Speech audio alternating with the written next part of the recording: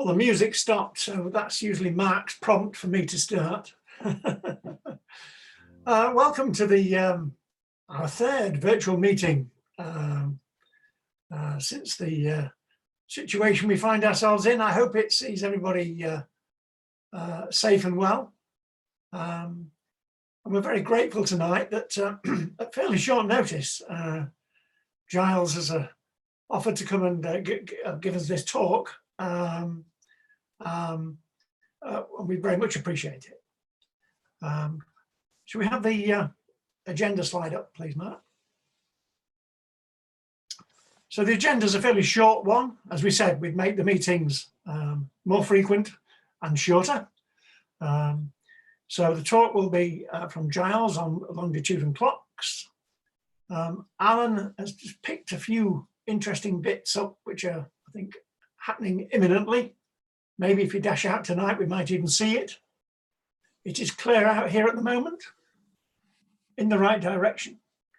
I'll talk a bit about the next meeting, and then of course you can drink to your heart's content. You're buying.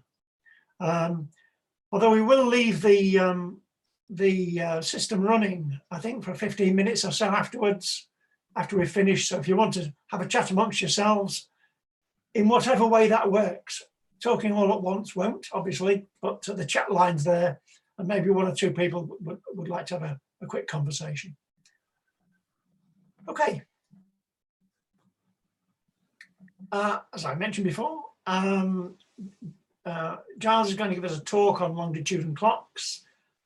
The suggestion is, if you've got a question and you want to put that up on the chat screen, Peter will be question monitor. So he'll either select the ones to ask or order them and ask the individual person if you actually asked that question again on air. So you need to unmute your mic at the appropriate time. Giles has also kindly offered to, you've changed the screen, Mark. All right, no problem. Giles has kindly offered to answer questions on any topic. Is heavily involved in gravitational research, so there may be one or two questions you want to ask on that at the end. So I'll hand over to Giles. Excellent. Thanks so much. Yeah, no, I'm happy to take questions on anything. Not saying I can answer them, but we'll give it a go. Yeah, no, it's a real pleasure. I've certainly been a couple of times to talk to the Society in person. Now is all Zoom meetings, so hopefully at some point I can come and meet you all face to face again. But tonight's going to be a remote meeting, and I want to say a little bit about some activities that I've been working on for a few years. I'm starting International Year of Light, which is sort of a few years ago now, where I got quite interested in sort of understanding about measurements of longitude and how this was done historically, and of course how we do it now. Now we're lucky we got the GPS, or global positioning system, but it wasn't that case really sort of back in the 1800s. So what we're going to do today is talk a little bit about how you go about finding your position on the planet. And I think it's nice to start off to show you a little bit of the history and the heritage. I mean, this is a long time, we're just a curious, sort of bunch of people living on a little blue dot. We've always been interested in sort of exploring, and that might be where you are on the planet. Of course, nowadays it's where you are in the universe. And if you go back even sort of back to the time of the sort of ancient Greeks, 200 BC, they already realized that there were certain places on the planet where at certain times in the year, the sun didn't cast a shadow. And of course, there you can see in the photo bottom left, this is in Pune, India. And I was out there actually about 5 weeks ago before everything really got shut down. And that's one place where sort of, there's a time which they call zero shadow day, when the sun is directly at the zenith. And of course, the shadow is cast downwards, so you don't see it. So there's little LIGO mug, and the shadow is just, well, the sun is coming directly from the vertical. However, the Greeks they realized, well, actually, what you could do is you can get this position on a certain place on the planet, and the sun doesn't cast a shadow, but move a little bit away from that, a few hundred kilometers, and the sun casts a shadow again. And of course, they attributed this to the fact that we live on not on a flat object, but on a spherical object. And by knowing the distance, you can see it on pictorial on the right-hand side there. Here's your zero shadow. But then if you move along an arc length of S, and you've moved a sort of angle theta, and you say, well, okay, what's S? Well, it's the radius of the Earth times theta. Well, at that point, the sun does cast a shadow. If you measure the length of the shadow at that point, and you know how far you've been, you can estimate the radius of the Earth. So I find it remarkable, sort of 200 BC, over 2,000 years ago, people were actually, so it's a real sort of level of comprehension of where you are and your position on the planet. So this was done, of course, and the challenge there was actually knowing how far you'd been. So it was all measured by, how long you could walk with your camel in a day. But amazingly, if you go from a place called Syene, which, the old name was Syene, it's now called Aswan. So of course, that's the Aswan Dan sitting there. And that's sitting essentially, the magic point is it's sitting at the Tropic of Cancer. And of course, this is the point where you can get the zero shadow, anywhere sort of between plus or minus 23.5 degrees. And then they made a measurement between there and Alexandria, which is about 900 kilometers. And they got a value of the Earth's radius to within about 5% of the current value. Pretty good, remarkable actually. Fast forward 2,000 years, where are we? Well, we've moved ourselves ahead. If you go up the A9 now, people are still sort of asking themselves, do we live on a flat Earth? Clearly there's a little bit of sort of education to be done there. In terms of understanding why is navigation so important, I really like this map, and this is it's a map that's taken essentially ship's logs for the last sort of 1500 to 1900, so for about 400 years, and they took the ship's logs and they sort of estimated, and of course there's error there because navigation was challenging in the early days. They estimated where the ships had been, and you can kind of see the trade routes. You can see the routes to and from the Americas, and it's kind of interesting depending on which way you're sort of sailing.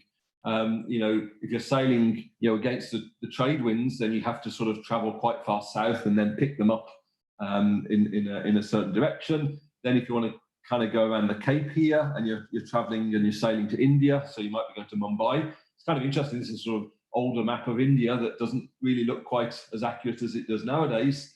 But you can see the routes up to Mumbai and Chennai, and then the routes across to sort of East Asia, all the way up to Japan. And there's a few sort of routes in here where people are really becoming quite adventurous. And of course, Cook's voyages, where he's observing, sort of looking at the southern seas. There's a few out to Hawaii here. Clearly trade routes were of great importance, but trade and military were essentially the drivers. And of course, this is the point where the UK or Great Britain was really quite dominant. And they're always pushing for dominance with the French or the Spanish to see where you could get and the trade routes you could open. So knowing where you are was quite important, because also going to the wrong bit of land could have some quite bad consequences, because it might not be owned by your local country. It was kind of put into great perspective in sort of the 1700s, actually, that there was a real challenge with navigation. And in 1707, there were sort of 5 British ships. They were coming back from a little skirmish with the Spanish around the Bay of Biscay, and they were sort of sailing back, and they essentially didn't know where they were. For 4 or 5 days, they'd been in heavy fog, so they got pretty lost. and they probably didn't know where they were to within probably about 90 kilometers. They thought they were sailing towards, the Solent, and actually they were over near the Scilly Isles, and 5 ships ran aground, and it was the biggest sort of single loss of life in maritime history for many hundreds of years. There's this sort of kind of story which I think is really a myth, but a navigator really did know where they were, and he said to the admiral that they were in the wrong place, and that didn't end well for him. But there's a lot of stories that go around this. The bottom line is there was great loss of life, unfortunately, because ships didn't know where they were. And you might say, well, why was that a challenge? And of course, this is the topic of what we're going to talk about for the remainder of the evening. Of course, measurement is kind of, you need a perspective, you need a sort of 0 point. There wasn't really a standard, and that's quite interesting. Take a look at the map there, and one map looks quite normal, and the other one you look at it and you say, well, that's a map of the Earth, but look a little bit more closely, and you say that, we'd say everything's upside down. But if I go and talk to my colleagues in Australia, then they say, well, this map on the right is absolutely fine. There's your one on the left is a little bit upside down. Where's your coordinate reference system? And it turned out that every country had their own. So there was a concept of a meridian. So of course, we like a meridian, because if you've got a meridian, which is a kind of point in the sand, if you like, you can start doing astrometry and transits. So you can start to measure, when's the sun at its highest point in the sky, when does a star culminate. You can start to define what's due south. The problem was that everybody had their own meridian. So London had one, so of course running through Greenwich. The French had one, of course that was driven by the Cassini family. They had one running through Paris. There's one in sort of Antwerp, in Florence, in several in the South Americas. There was still no reference system. So everybody was using their own kind of 0 coordinate system for longitude. And this starts to become a problem. Maybe it wasn't such a problem in the 1500s, where people traveled everywhere by horse. But you start to get to sort of the late 1700s into the 1800s, and you start to have problems, because it does really matter, what's the time in London and what's the time in Bristol. And a great example, of course, is the Great Western Railway. Isambard Kingdom Brunel was really building that railway, and the idea was to take people from London to Bristol, and then at Bristol you get on the ships, so like the Great Western or the Great Eastern, and you sail across to the Americas. So new technology, and here new technology means trains. They start to require the adoption of a standard meridian or a standard time. And even in the early days, in Bristol, for example, there were 2 clocks, one running London time and one running local time. And that's of course a few minutes different, because you've moved a little bit west and along longitude. So this was why there was a requirement for standardization. So there was a conference sort of in the 1880s. So pretty late actually. This is a point that it was becoming very important to nail down where you were.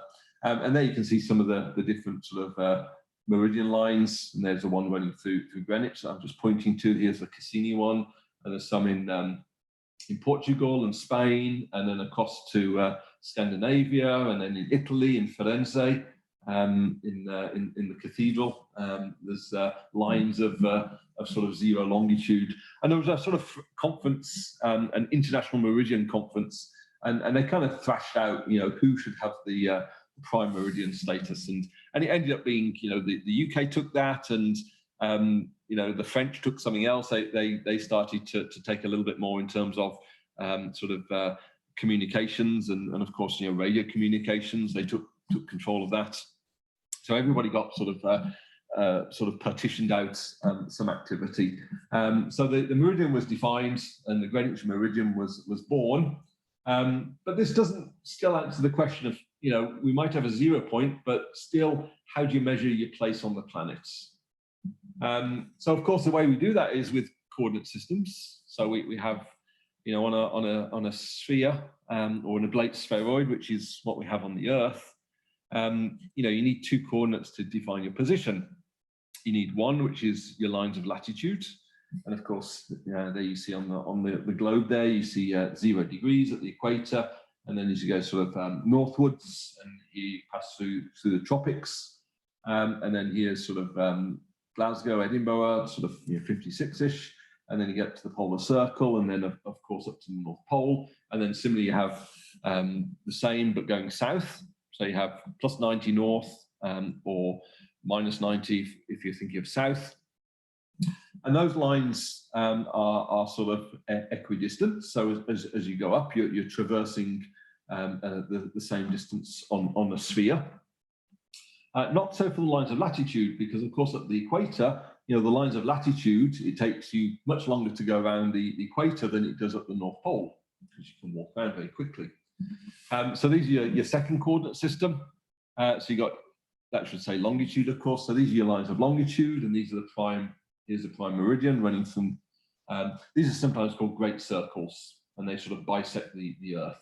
And then, of course, you've got 360 of those, or if you go plus 180, minus 180, but if you go all the way around, it's 360 degrees, and that's about 24 hours. So, you can say, well, what's 1 hour? And it's about 15 degrees. So if you can measure your time accurately, then of course the sun, at local time changes as you go around the Earth, because as we know that, the Americas and the East Coast is, we say, well, it's 5 or 6 hours, sort of different. And that's because you've traveled around the Earth.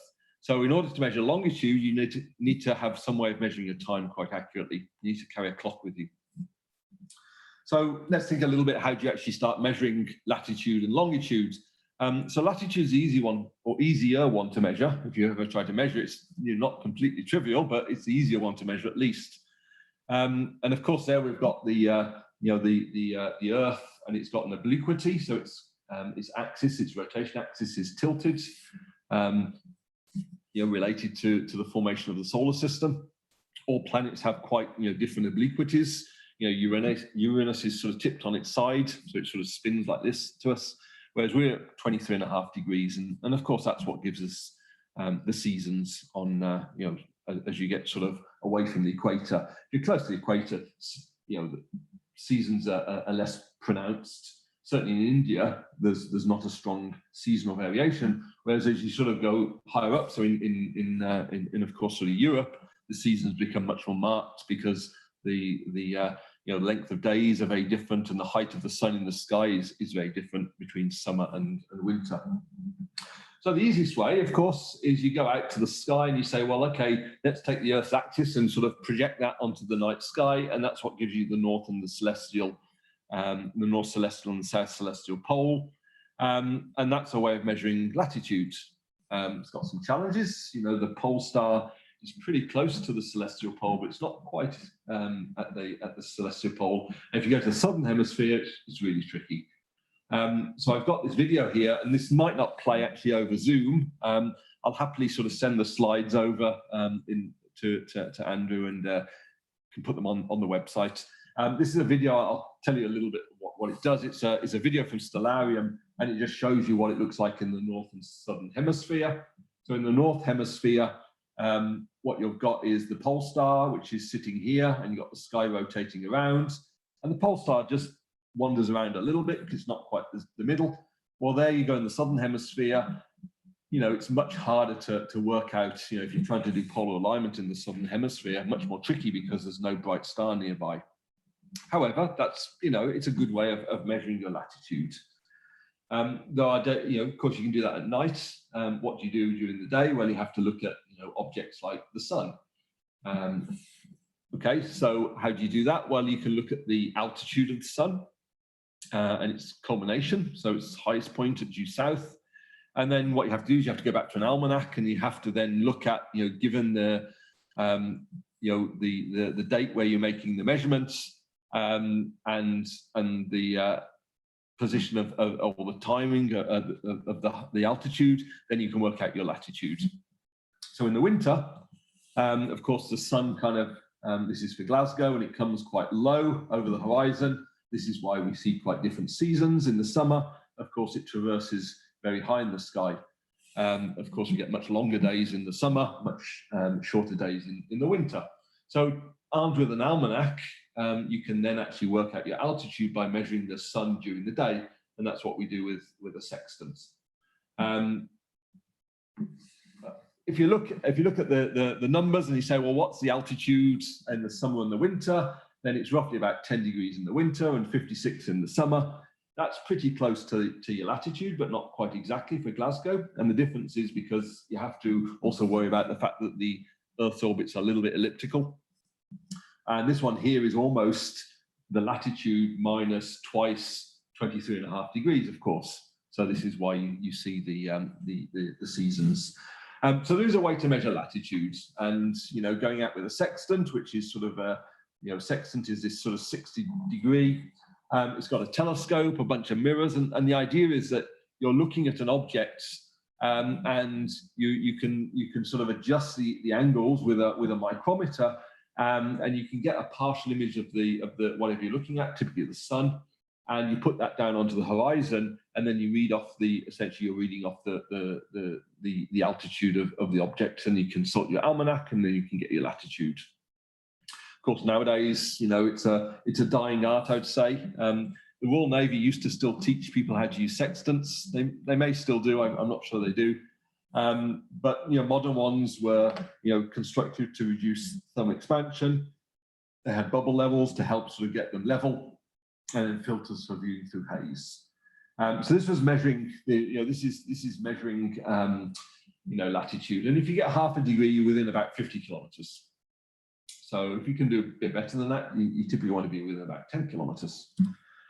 Longitude, much more tricky. So longitude's harder to measure because there's no real reference. As you go around the equator, the path length changes. What you need to measure, though, is you need to measure time. And you need to measure, what's essentially what's my local time. If you measure your local time and you know the time back from where you started, then you know how far you've come around the globe. So if your local time is 1 hour difference to the time when you left, you've moved 15 degrees. If it's 2 hours, you've moved 30 degrees. And that's the way that you measure longitude. The challenge, of course, is that you have to be quite accurate. So 1 hour is about 15 degrees. And if you do that at the equator, you're within 1,670 kilometers. Not very good. If you get within a minute, you're within about 27 kilometers. And if you get within 10 seconds, you're within 5 kilometers. Of course, as you go up in latitude, it gets a little bit easier because that path length becomes smaller. But in principle, all you have to do is you have to sort of take a clock with you and measure your local time and compare that to the time back home. So you take a clock with you that tells you Greenwich Mean Time.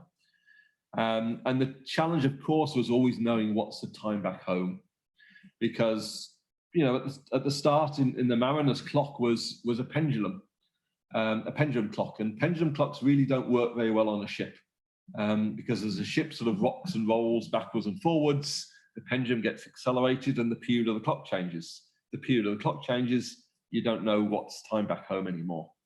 So this was the real problem, and because of all these challenges and the loss of life in the 1700s, the Board of Longitude at the time set up what they called the Longitude Prize, and they give out a sum of money that would essentially, it was about £20,000 at the time. It was given out to whoever could solve the problem of working out longitude. And just to give you a sort of pictorial example, there's Greenwich and there's Jamaica, and you say, okay, on this day, the sun is due south at 12:11 local time. If you go to Jamaica in local time, it's due south at 12:18. But of course, Jamaica is a little bit different in time. So in terms of local time, it's 7:18 Greenwich time. And then what you have to do is you have to compare the difference between 12:11 local time and the time back 7:18. And you work that out, and it's about 5 hours here is, well, it's about 5 hours, 7 minutes, because you've got the 11 minutes to the 18 minutes, and then you've got 12 hours to 7 hours. So 5 hours and 7 minutes is 76.75 degrees. And of course, this puts you right in the region. This is 76.5, 77. That's right in sort of Kingston, Jamaica there, around Kingston Bay. So you can work out where you are. But yeah, we need to know how to carry local time with us. And this is where the Longitude prize came from. Number of ways to do that. So of course, some like Cassini and Galileo thought, well, what you can do is you can use the celestial sphere, because it's an accurate clock. You can measure universal time. So let's use the moons of Jupiter. And again, here's a video which you may not see very well, but it's just a picture of or video of Jupiter and the moons whizzing around one another. So what you see there is you see Io sort of going around every 42 hours, and then you got Ganymede, Europa, Callisto moving much slower. But if you can kind of map out the positions of the satellites on land, then you've essentially got a measure of where those satellites will be. You can predict them in the future. If you measure that in your boat, then you can work out universal time. Well, sounds great, but it doesn't quite work as well. Many problems with this. So one, of course, is accurate timings were quite hard to do, even until the sort of mid-1700s. It's really tough to do on land, let alone on a moving ship. Well, you'll be lucky. Imagine you're trying to do that now with Jupiter. That's not going to work very well, because it's in a pretty bad place. So for like 2 or 3 years, you don't really see much. And also Ole Roma, which I think I talked about before at a previous meeting, he realized, or he discovered that actually the timings change depending on the position of Earth to Jupiter. And he put this down to, of course, the speed of light. So this is called the Roma delay. And the time changes by 16 minutes due to the Earth's orbit. So it was not easy to do. So this didn't really kind of gain much favor. Come along other thoughts, other ideas. Of course, there were many ideas. So here's Neville Maskelyne, the astronomer royal at the time of the Board of Longitude. Interesting story, of course. He had a competing method. He was also on the Board of Longitude. If that's not a conflict of interest, then I don't think that would sort of hold much water nowadays. But at the time, it was fine. So he had this idea called the lunar distance method. And what he essentially did was it was requiring you to measure the position or the angular distance between the moon and some known stars. It's essentially it's a little bit like a 3-star alignment or 2-star alignment. And again, some fairly complicated calculation. You could work out your latitude. Again, the challenge is at the time accurately predicting the moon's position was not trivial. The moon wasn't always visible, and still it's a hard thing to do on a moving ship.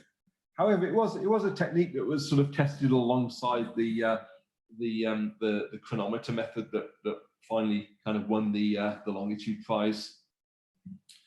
So the third way, which was the one that kind of actually sort of solved it in the end, was you just carry on board a clock. And I've said already, well, this was a real challenge because carrying clocks on board a ship is really difficult. So how do you make a clock that's insensitive to local motion of the ship? So how do you actually make a clock that isn't pendulum based? And sort of cue the sort of winner of the Longitude prize, which was a carpenter from Yorkshire, sort of Harrison. And I think part of the challenge was Maskelyne didn't really like Harrison's work because he didn't feel that he was just a carpenter, but gosh, did he know what he was doing? Wasn't he a fantastic engineer? The pendulum clock didn't work on ships, as we've said already, and the way clocks used to work, this is the Huygens pendulum clock. Essentially, the pendulum moves in and out of the plane of the page, and every time the pendulum sort of ticks back, it kind of hits this little lever. This lever sort of knocks a cog and advances a cog 1 turn every sort of pendulum swing. And of course, if that pendulum swing gets disrupted by the motion, then your clock runs fast or runs slow, and you no longer know where you're going to be. So Harrison sort of redesigned the chronometer or the clock. The prize that was up for offer was £20,000, and this was for anyone that could convince the panel of experts, including Neville Maskelyne, that would be a method that could get you within about half a degree after a transatlantic voyage. And that's about losing 3 seconds per day. It took about 30 to 60 days, depending on the winds, to travel to Jamaica or the West Indies. Today's money is £2 million, so it's a pretty nice prize. Harrison built a number of clocks. He was a self-taught carpenter, and this gave him a unique perspective. I think I work in the LIGO collaboration, and we're a very open collaboration to people with new ideas.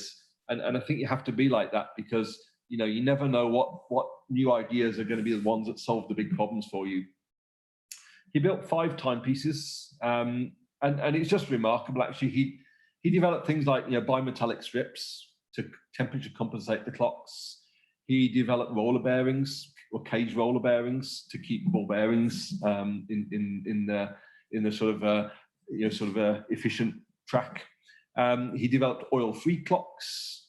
He uses, he's a carpenter, so he used that experience, and he kind of developed the idea that miniaturization in the end would solve the problem, which was a really many very neat tricks that we use nowadays.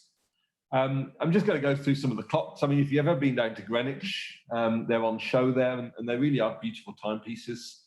Just the level of sort of work and detail is phenomenal. So they're just labeled H1 through H5.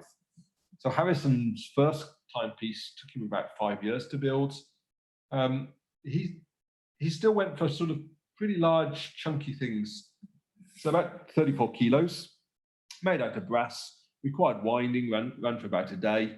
The cogs were made from oak. He was a carpenter, and so the cogs and the pinions were real challenging clocks, because they used to be kind of lubricated with animal fat, and as animal fat kind of got sort of used, or the cogs moved around, then the fat would harden, and it caused the clocks to run fast or slow again. So he used a naturally greasy hardwood. It took it on a trip to Lisbon, and it estimated position to about 60 miles, and that was enough to kind of get the interest of the Board of Longitudes. They gave him a little bit of money, and the Royal Society gave him a little bit of money to keep building prototypes. It was probably the first ever, workable timepiece as a marine chronometer. Kind of spurred on by this, he thought, well, fantastic, I know what I'm doing. He kind of built a second clock. So similar, it's 39 kilos, made out of brass. In the end, he spent a couple of years working on this, and for some reason, it's not really clear if you read any of Harrison's work, why it didn't really work. It was sort of sensitive to motion, and he essentially, after 2 years, he kind of put this aside and said, well, this is not going to work. This is the clock that's running in the Royal Observatory, and you can see there the pendula. They're 2 pendula that sort of swing backwards and forwards. So the idea of this is that 2 pendula are insensitive to common mode acceleration because they're differential pendula. So these were some ideas. He put this one aside and he started working on H3. So this is H3. What he did here was he kind of went from a pendulum to a sort of common sort of cylindrical mass driving the clock. He also thought this would win the prize, and so did the Board of Longitude and the Royal Society, who gave him a little bit more money. In this clock, he started to introduce temperature compensation, so bimetallic compensation, so using brass and steel plates stuck together to try to adjust the rate of the clock as the temperature changed. It was a very complicated clock, over 700 parts. And again, this one didn't really work. He worked on it for almost a couple of decades. And I think at this point he realized that making these sort of big clocks wasn't the way to go. It's interesting that this one is the one that kind of appears next to Harrison when you sort of see pictures of him, and you can see there that the movement there is just a sort of single kind of what we call a compound pendulum. So he sort of developed compound pendulums as well. That's the picture of Harrison we showed earlier, and that's H3 sitting in the background. But he realized at this point that making big clocks, was tough because they're very sensitive to temperature. They're quite difficult to control. Temperature varies across them. So actually making the movement much faster and making the clock smaller was the way to go. So he built this thing called H4, which sometimes we call it a pocket watch, but it was sort of 13 centimeters, sort of this big in diameter. You need a big pocket. At this point, Harrison was sort of getting on in life. So he did actually commission some of the work to a clockmaker called Jeffries. It's a small clock. It's got a fast, high-speed movement. It stores a lot of elastic energy. It's quite insensitive to motion. It was sent on some trials to West Indies, and it did fantastically well. After a travel of, I think it was sort of some 40 or so days, it was 5.1 seconds slow in Jamaica and 39 seconds off on the return, and that was enough to in principle secure half of the Longitude prize. So this was really the winner. But you might say, well, why didn't he get all the money? And it was because the board, well, they wanted him to jump through a number of hoops. They wanted everything to be disclosed, and there's probably nothing wrong with that, actually. If you're going to give someone, £20,000, you want to know in detail what it's about. So essentially, Neville Maskelyne sort of stood over Harrison as he completely took his clock apart. And then when he'd done that, he turned around and said, well, could you put it back together again, please, now? So that didn't really get sort of Harrison. He wasn't, he's kind of a prickly character, I think. They also required him to make 2 copies. So Harrison worked on another watch, H5, and he also made K1, which was also sort of subcontracted out to Larsen Kendall. So these 3 clocks were essentially the ones that wanted to get the full monies. In the end, it still didn't quite work. And Harrison now, he's like 80 years old. He got so frustrated. He just, at that point, you could appeal to the King of England or King and Parliament. And he said, look, what more do you want me to do? I've done everything that the Longitude board asked me. And finally, he was, recognised with having solved the problem. Maskelyne still kind of didn't go away, and he sort of took one of the clocks and he said, well, I want to check them at my observatory, and he didn't really keep them in good condition, and he just used that as an excuse to say they don't keep good time. So he was never really, I think he never really sort of came around to the chronometer, but they were sort of wonderful pieces. Just finishing off, I mean, it's fantastic that what recognition. If you look at some of the ship's logs from Cook, actually, Captain Cook, and he sort of travels in the southern seas. Well, unfortunately, he came to a bit of an untimely, a sticky end, I'm afraid. Those times it was rather dangerous sailing around places you hadn't been before. You turn up once and they think you're, a sort of a god from another land. You turn up a second time and they stick you onto a pole. So unfortunately, he came to an untimely end. But he did write in his ship's logs that he was essentially saying that bit that's highlighted. It's quite hard to read, but when you do read it, it says, but till I know what these delicate observations were. So he's essentially saying, he's referring to measurements made by the lunar method of Maskelyne. And he's saying, well, actually, these are really complicated. I don't know how to really sort of use them. So he's saying, until I know what the delicate observations were, the longitude deduced from then must give place to that given by the watch, which hardly deceived us.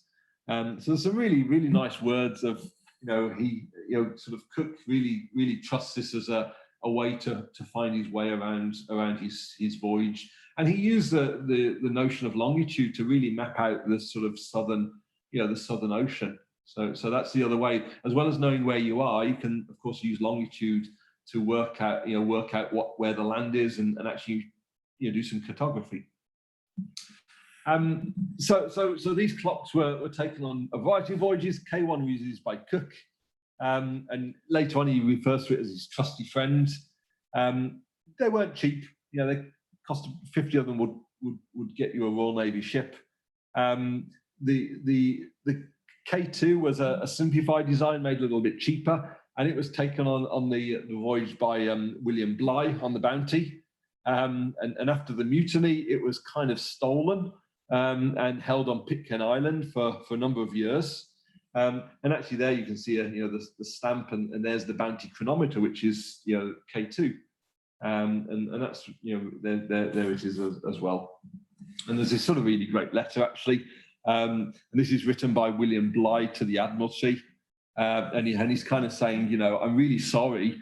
I'm writing to inform you that the timekeeper, which was given to me on board His Majesty's ship Bounty, was left in the said ship when pirated from my command. And he's saying, I'm very sorry because these are rather expensive things. In the end, of course, didn't sort of stop Bligh. He became governor actually in I think New South Wales or something like that. And the timepiece eventually got back to the hands of the Admiralty.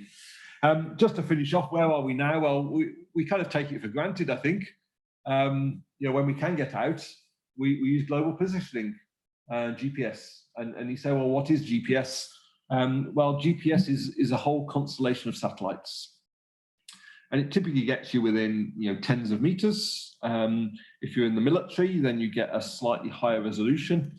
You get a few meters or slightly better than that even.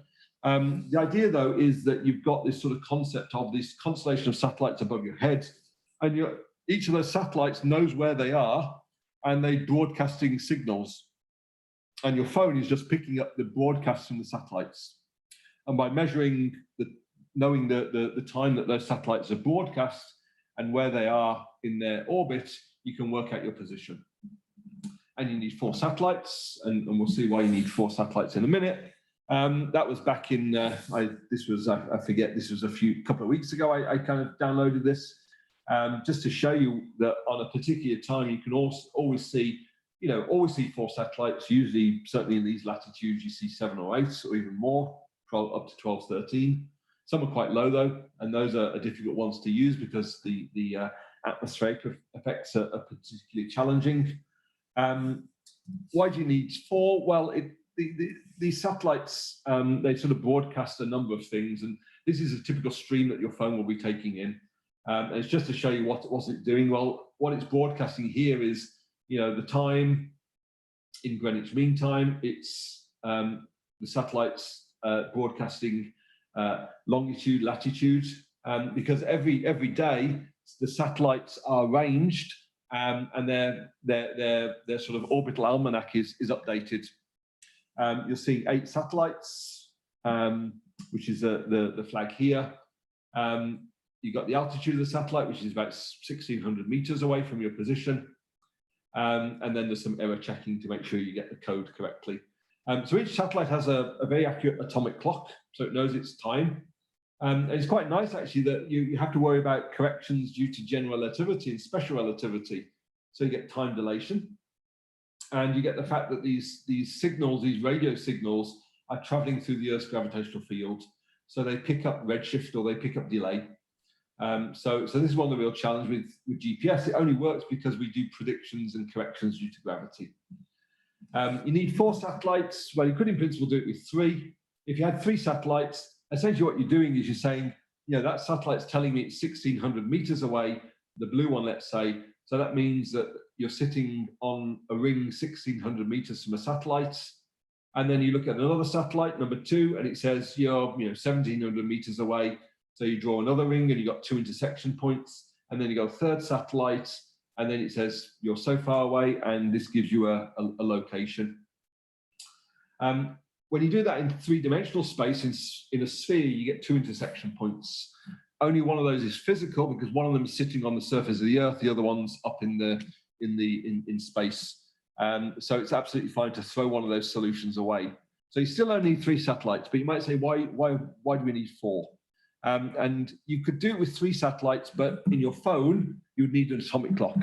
And we don't have an atomic clock in our phone. We just have pretty poor resolution. We have maybe a millisecond timing. So the 4th satellite is there to actually provide a solution for the fact that your phone isn't an accurate clock. So by sort of decoding those 4 satellites, you can work out your unique position. So it's absolutely remarkable. It's the reason why, when you go outside with a new GPS, it takes you maybe, it can take 10 to 15 minutes to get a location. And it's because the satellites are continuously downloading. The message that they're sending is a repeating code. And that code repeats over about 15 minutes. So if you move, if you turn your GPS on one day and then you turn it off and then you turn it on the next day, you get your location very quickly because the almanac is actually quite up to date. If you go somewhere new, like you get on a plane and then land somewhere 7 hours time difference away on the other side of the planet, and then you get out expecting your GPS to magically jump into life, it can take up to 10 to 15 minutes. Can be rather frustrating if you're trying to find your way somewhere, but it's because you have to download that new almanac, and if you're just at the end of the code, you have to wait for the entire code again. But it's a remarkable technology, but it's not without its problems. So of course it's no different to the 1700s. Why did the Board of Longitude set up the prize? Well, it was to maintain superiority in defense and trade routes. Nowadays it's the same thing. Keeping GPS is important. If you're in defense and security, because it's important to know where you are. But of course, there's challenges. Atmospheric delay causes reflections. You get reflections. If you try and do this inside a building, it's very hard to get a fix, sometimes impossible, because those fixes don't give you a unique solution, because the signals from the satellite have been bouncing a couple of times, so you don't get a sensible fix. If it's, we talked about the cold start, it can take a while. It's very easy to jam it. So you only need a sort of, a fairly simple, 100-watt jammer working at a few gigahertz to jam the signal. And there's this sort of very famous story, rather fortunate, but there's a truck driver who working in the US, just outside of New York, and he kind of didn't want his employers to know where he was, and all the trucks had GPS trackers on them. So he had this great idea that what he'd do would he'd jam the signal. So then for his lunch break when he was asleep, nobody could track his whereabouts. The problem was he parked his truck on the perimeter of Newark Airport, so he jammed the entire Newark air traffic control, which were just trialing a new system of GPS ground navigation for their aircraft. So he got a knock on the cab by the local police authority at some point. But it shows the frailty of the system as well. It's very easy to jam it. So I think that's about me. Happy to take questions on this or anything else. So thanks so much. Thank you, Giles. That was entertaining and very interesting. Peter, did we pick any questions up?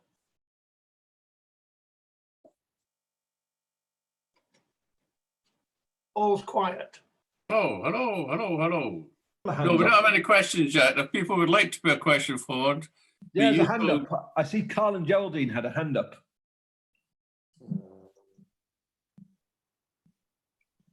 Carl and Geraldine? Yeah, my question, thank you very much for your presentation. That was excellent. Thank you very much. You said at the very start that the Earth isn't spherical, it's an oblate sphere. How do they, on the GPS, how do they take account of that? Yeah, good question. So we actually fit an ideal sphere. So when you look at maps, so GPS maps, they usually have in the bottom corner something called WGS, and it will have a number associated with it. It's essentially what you do is you fit an ideal geoid or spheroid to the to the GPS data. Okay.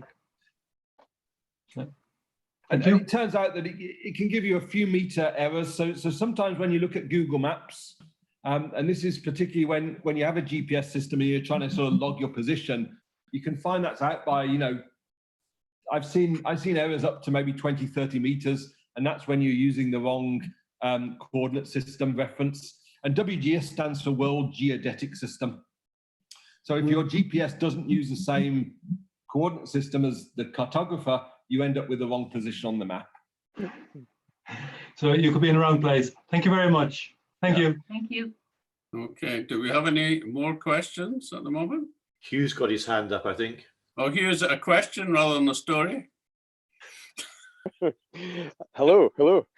Hi.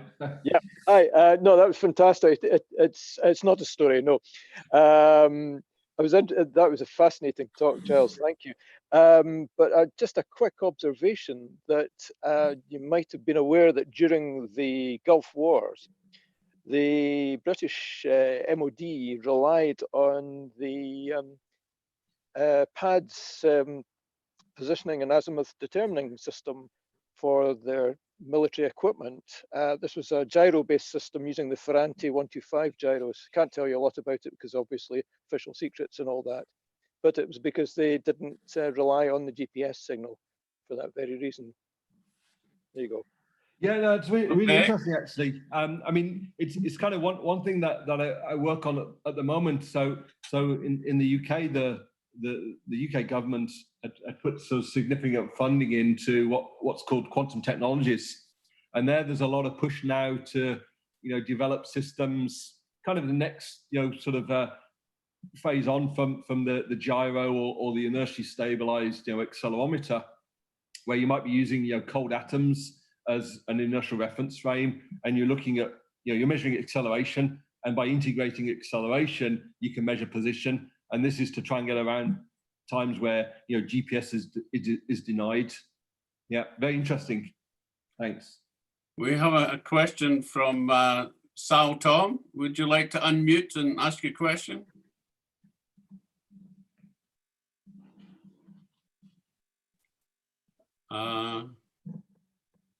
The question is, what is the life expectancy of a satellite and how much do they cost?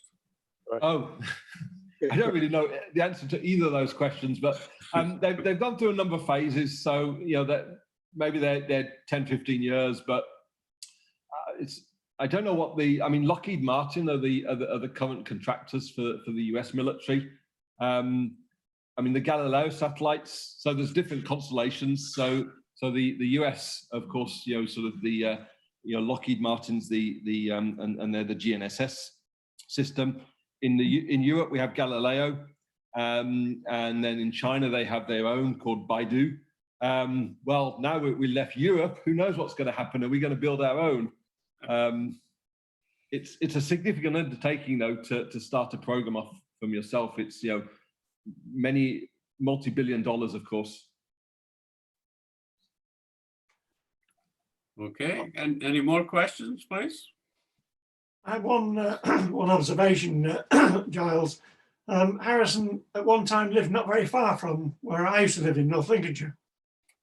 Oh, that's very interesting. Is there a plaque there, or? I think so, yes. Is it Barrow? I think it's Barrow on Haven or Barton on Haven. Right. Barrow on Humber or Barton on Humber. And he was so frustrated with the Admiralty, he decided to go to London. And of course, he was in his 70s and he walked. So on my journeys to London, which I for 2 years I commuted, I used to think of Harrison as I set up on a Monday morning. Sean has an excellent question. Sean, would you like to ask it? Yes, thanks. That was a wonderful presentation. It was really just following up on the previous point you were making, given that most of the world's essential food resources are transported by ship. In the event of a mass GPS or satellite failure, what's our backup system at the moment? Or do we have a backup system should satellite positioning, no matter what the satellite system network is, fail? Yeah, no, good question. I'm sure governments around the world are putting that on a risk matrix. On the defence side, there's the backup is, as we've heard, you know, there's alternative systems, or you go back to good old-fashioned ways of, you know, measuring positions and angles. I mean, clocks are much, of course, you know, clocks are much more accurate now. So you can do a lot, you know, even if you had to measure your local time with a crystal oscillator, because they are kind of inherently insensitive to motion. So you could still do, in principle, absolutely fine with, you know, a watch and a sextant. So would they use a sort of an inertial navigation system? Well, I mean, there are, I mean, yeah, as I think the question earlier was, you know, gyros and accelerometers. You can do that. The problem with those systems is that they drift a lot currently. So if you have an accelerometer that's measuring, what you're doing essentially is measuring your local acceleration. So if you say, well, I'm going to kind of move, I'm going to accelerate in a car, you know, can I work out my position by just measuring my acceleration? So then what you have to do is you have to integrate the acceleration, and that gives you the velocity. And then you integrate your velocity to give you position. And that's absolutely fine. The problem is you need quite an accurate clock still. And if your accelerometer, which is what you're using to measure acceleration, is drifting, then a drifting accelerometer, even if you're standing still, the accelerometer typically sort of linearly drifts. And that would, in principle, just if you didn't know your state of motion, then you just start to, you know, turn that into a position error. So it might be good for short term, and there's this sort of idea of what they do is what's called a Kalman filter, where they use GPS and inertial navigation systems, and you combine the two together. So when you get GPS fixed, you can update your accelerometer position, but your accelerometer can kind of free run for times where maybe there's a loss of satellites, or, you know, say you're going under a tunnel and you're just, you know, one side you got a GPS fix, then you sort of lose the satellite. You can still kind of predict where you are, but, you know, after an hour or so, your drift in your accelerometer starts to give you positional errors of, you know, hundreds of meters. So that's the challenge with accelerometers, and that's why there are these other programs on to develop these sort of atom-based systems that, in principle, are much more absolute, so they don't drift. Okay. There's a note from Les to everybody. Dava Sobel's book. Yes, it's great. Yeah, absolutely. There's a book on longitude, and there's a really nice sort of film or TV program. Yeah, that's a good point, Les. Thanks. Any final question? So over to you, Andrew. We have a question from Tosh White. Tosh, you want to unmute yourself? Yeah, okay, just a quick one then. I'm just wondering why the military GPS positioning is more accurate than the sort of civilian one. Is that different satellites, or is there a tweak put in place to give us less accuracy than the military, or how does that work, please? Yeah, there's the signals that are sent from the satellites. They essentially scramble the ones that are sent to civilians to give us less accuracy. So inherently, they will do better, but they make it worse for the civilian market. And what's the point of that? What's the point of that, really? Well, anyone can get access to GPS. So if you're the military, you'd like, let's say you need the high precision accuracy to do the kind of things that military kind of want to do. So often they, you know, I think if you give everybody that same position accuracy, you're giving away some of your advantage. Okay, thanks. Last comment? Or we'll just say thank you very much. Thank you, Giles. And can I ask, given it's a shame not to ask, seeing as you're there, any headline news on the gravitational wave front we should be looking out for? Well, I mean, so observing run 3 was going from April 2019 until April 2020, and there were a huge amount of new sources discovered, lots of binary black holes, some binary neutron stars. really starting to understand, you know, what's the kind of mass hierarchy in the cosmos. One really kind of interesting one that kind of came out about a month ago was one of the heaviest neutron stars. So this was starting to fill with, there's the idea of the, you know, you have neutron stars and you have black holes, and there's a kind of gap between them called the mass gap. And these neutron stars were sort of sitting inside that mass gap. So the sort of evidence that, you know, there may be a whole continuum of neutron stars through to black holes. So that was kind of an exciting thing that came out. Unfortunately, though, now the observatories have shut down early. They were going to run until April, but because, of course, the COVID-19, then both Virgo and the two LIGO detectors and Kaga in Japan, we've all ended the run early, because, you know, the important thing is to look after people and stay safe at home. Well, thanks for that. Well, thank you very much, Giles. We normally like to give our speakers a small gift. So we'll send yours on its way. It's a little recyclable coffee cup with our logo. So we'll just send that along. Thank you very much. Okay, Mark. Okay, Alan, do you want to share your screen now? Okay, fine. To do that, share screen. Share screen. Thought I had done right.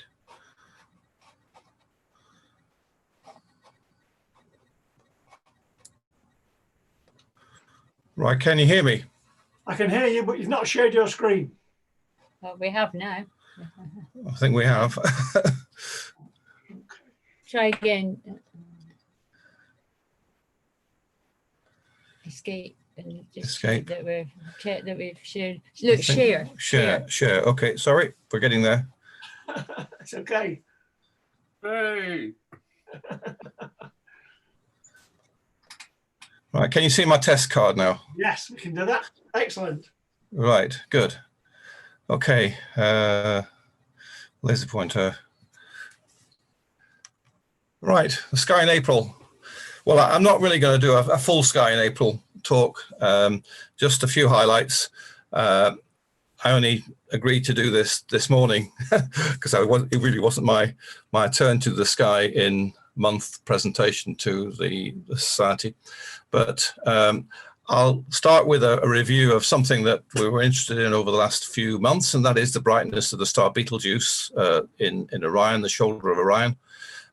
This was a photograph taken when Betelgeuse was around its minimum in February, when it was similar in brightness to the star Bellatrix and the other shoulder of Orion. We can still see Orion in the evening sky. It's in the southwest when it gets dark. And I was able to say at the last meeting that it appeared to be brightening and was getting towards the brightness of Aldebaran, and which is magnitude 0.9, so it had increased by about 50% over its minimum brightness. Since then, its brightness rise has continued. This is a plot of its brightness over about the last 2 years. The brightness of Rigel, the main star in Orion, is just about the top of this screen. And you can see Betelgeuse normally oscillates a little bit below Rigel, but never before have we seen it dipping down as far as it did. And it reached a minimum in February when it was similar to Bellatrix in brightness. And since then, it's been shooting upwards again in brightness. So now it's got to around magnitude 0.8, 0.7, and it's back into its normal range of brightnesses. We don't know whether it's going to continue to brighten, but we'll see. This is the usual star chart I have each month. This is valid for around midnight BST tonight, a good bit later than it is now, and it shows familiar constellations and groups. The asterism of the Plough is overhead at these times.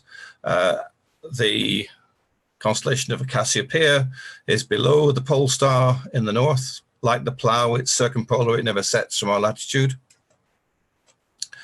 The only bright planet on view is Venus, which is low by midnight. It's low on the northwestern horizon. It's moving during this month along the line shown by that arrow. So it's getting quite close by the end of the month to the star El Nath. Thanks for the drink of water. And we have a comet, Comet Atlas. I'll say just a little bit about this, not much, because there was a very good presentation to the BAA, which you'll be able to find online on YouTube, about Comet Atlas by Nick James, that was made on Wednesday evening, just before our imaging group meeting. I caught the first half hour of Nick James's presentation, which you can now find on the internet, about the comet and the prospects for it. And I recommend that you go and take a look at that. In the south, by this time, Virgo is coming to prominence. We have Leo earlier in the evening with the bright star Regulus at the base of the sickle of Leo. And also visible at its best this time of the year is the long constellation of Hydra, which stretches from below Cancer, the crab, right the way below Libra and onwards, and is the largest of the constellations in the entire sky, even though we don't pay it too much attention. There's the constellations by area, the largest being Hydra at 1,303 square degrees. The next biggest constellation in the sky is Virgo, and then Ursa Major, which the Plough is a part, is the third largest constellation. And there's the path of Comet Atlas. It's moving along a very elliptical orbit. We think it was last in the vicinity of the sun around 5 to 6,000 years ago. And there's some speculation that it's related to a comet that was seen in 1844. Not the same comet, but a sibling of it. The two perhaps were formed part of a larger comet that split around 6,000 years ago when it last visited the sun. At the moment, it's around magnitude 8. And you can find lots of estimates of how bright it'll be. Of course, the newspapers, except for the Scotsman, the newspapers tend to exaggerate, pick the brightest magnitude and claim this is the brightest comet for many, many years, and very much brighter than Venus. But in fact, I think the consensus now is that it's going to be no brighter than about magnitude 2 or so when it gets nearest the sun. It reaches perihelion on May the 31st, when it'll be 38 million kilometers away from the sun. And as I say, it's around a 6,000 year period. At the moment, it's around magnitude 8. It's about half a degree across, a greenish smudge in the sky. So it's a binocular object just if you've got a dark sky. By the month's end, it should be easy to spot, perhaps even becoming a naked eye object by the end of April. This is the view looking west at, I'm afraid it's, on my screen it's chopped off at the top, but it's looking west at 1 hour after sunset tonight, with Venus here overlapping with the Pleiades to the right of the Hyades cluster and the star Aldebaran in Taurus. Here's Orion, and here's Capella in Auriga. And that's what Venus might look like if you looked at it through a telescope tonight. It's 26 arc seconds across. It's still too small really to see the phase through binoculars, but by the end of the month, it'll be almost 40 arc seconds across, and you can perhaps begin to see the crescent phase of Venus as it gets closer to us. At the moment, tonight, it's 95 million kilometers away. Gillian just tells me that it's clear and we can see it outside, just as I speak from Fairmouth Head. It's 45% sunlit tonight, and it's decreasing to about 25% sunlit by the end of the month. As we get into next month, into May, it'll get larger still, and the phase will get even less. And very keen-eyed people might be able to spot it with as a crescent with the naked eye. The interesting thing at the moment, of course, is that Venus is right close to the Pleiades. This is a diagram of the path of Venus going past the Pleiades, and at this moment it's around here. This is midnight tonight. It's around here, so it's at about its closest point to the Pleiades. This is where it's been. This is where it was 2 nights ago, last night, and tonight, and then tomorrow night it'll be above and to the left of the Pleiades. A good chance to try your skills at astrophotography. This was a photograph taken by someone called Mary McIntyre, FRAS, and she used. So I'll get my pointer out of the way. She used a Bahtinov mask, which is normally, I think, usually used for focusing telescopes, but it does have the benefit of producing these nice diffraction spikes, and so you can see Venus down here in the center of these diffraction spikes, and here is the Pleiades. I'm sure we've got members who can do similar, if not better, images. Right. This is a diagram published by Guy Otwell on Universal Workshop. He has a free newsletter which he distributes, and you can get lots of interesting posts about things happening in the night sky. And he just produced this one, which shows the path of Venus past the Pleiades. The Pleiades are shown as these blue dots here. Alcyone is the brightest Pleiad. They're the Pleiades, and these tracks show the path of Venus all the apparitions every 8 years since 2004. You remember last month I mentioned that 13 orbits of Venus corresponds to 8 orbits of the Earth, so it repeats in position almost exactly after 8 years. And it so happens that a slight change in the 2 orbits means that Venus is currently climbing a little bit higher and through the Pleiades every 8 years. This is its position. This is the track it's taking this time, and next time it gets even closer to the brightest star in the Pleiades in 2028.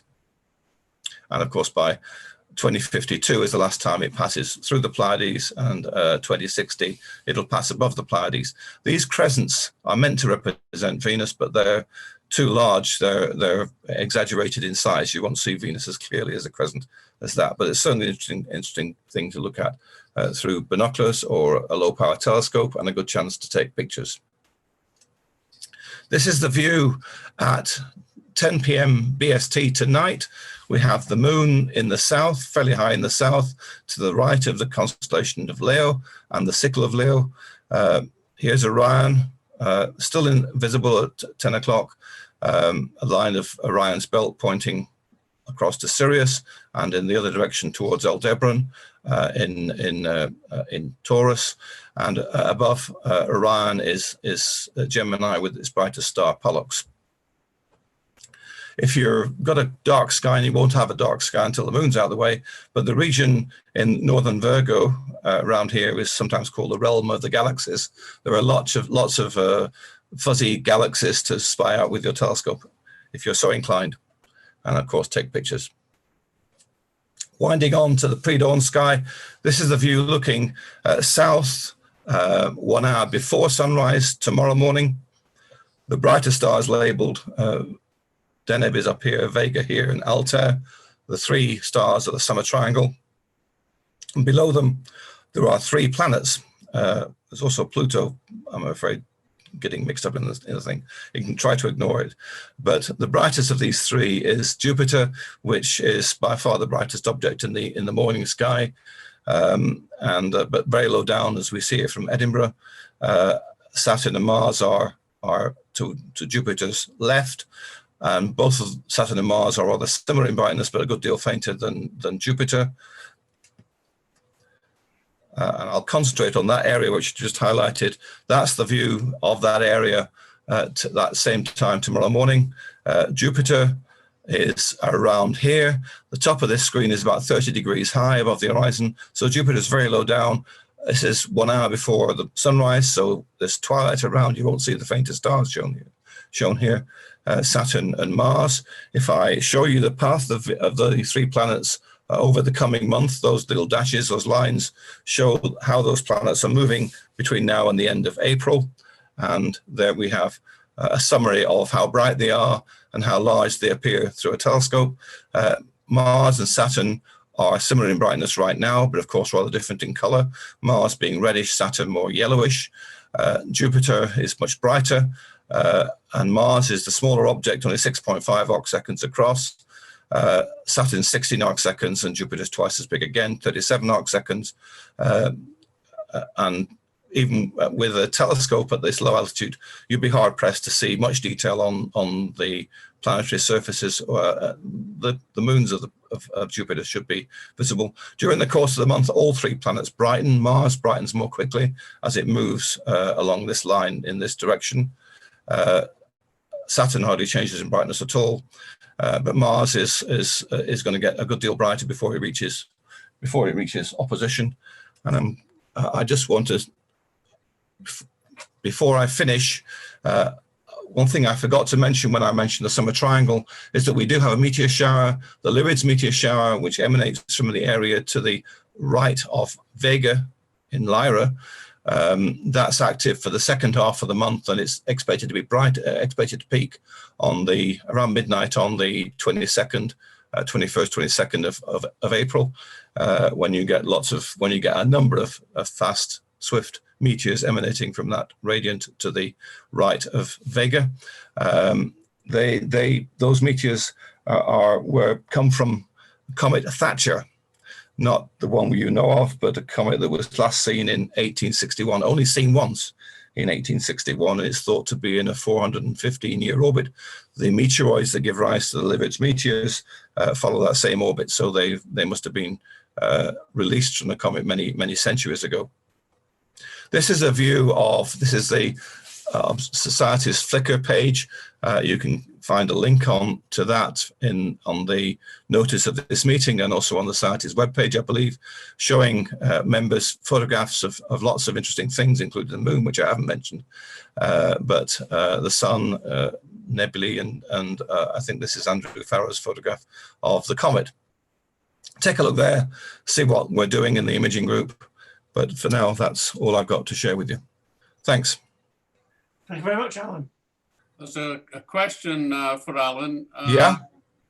It's Graham Rose asking if there's any chance of occultations, if Venus is going to occult any of the Pleiades. I don't know of occultations on this particular passage of Venus near the Pleiades, but I know that some are expected in subsequent passages. If you refer to Guy Otwell's Universal Workshop page, I think he mentions this possibility. Thanks, Alan. Okay. Okay. Right, I better stop sharing this. Let's change the page.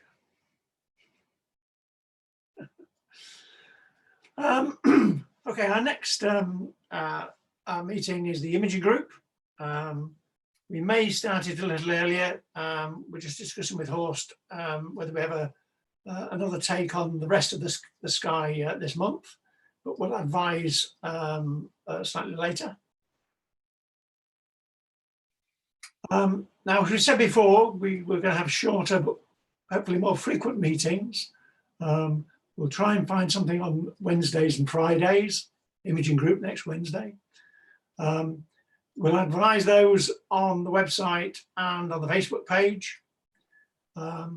If you missed them, we are putting these on the YouTube channel, and Mark gives you the contacts, the details for joining. We are looking for content. 1 or 2 people have put their hands up and said they'll prepare something. So if you think of anything, can you let us know, and we'll be happy to hear from you. Or any suggestions you've got for topics that you'd like to cover. Vincent Balfour wrote and suggested that if you've got some time on your hands, you might want to suggest your favourite science, astronomy or general podcast and put that perhaps up on our Facebook page, and then we can all enjoy it. So say, anybody with any ideas, we're only too willing to listen. Hopefully you've enjoyed the sessions we've had so far. Quite a few people have commented on the introduction to imaging that we did, and the use of just a camera and a tripod. Even if you've not got a garden, well, at least you can put your camera in the window and maybe get something. And we'd love to see the results. I mean, please share them with us. So I guess it only remains for me to repeat the message, really. Stay well. I hope you didn't mind and you perhaps even enjoyed the Wednesday message on our Facebook page. I decided not to wear a large cloak with a high collar. But with that, I'll sign off for the meeting as such. We'll keep this open if you want to chat or on screen or even talk, then please have a go. Thank you very much.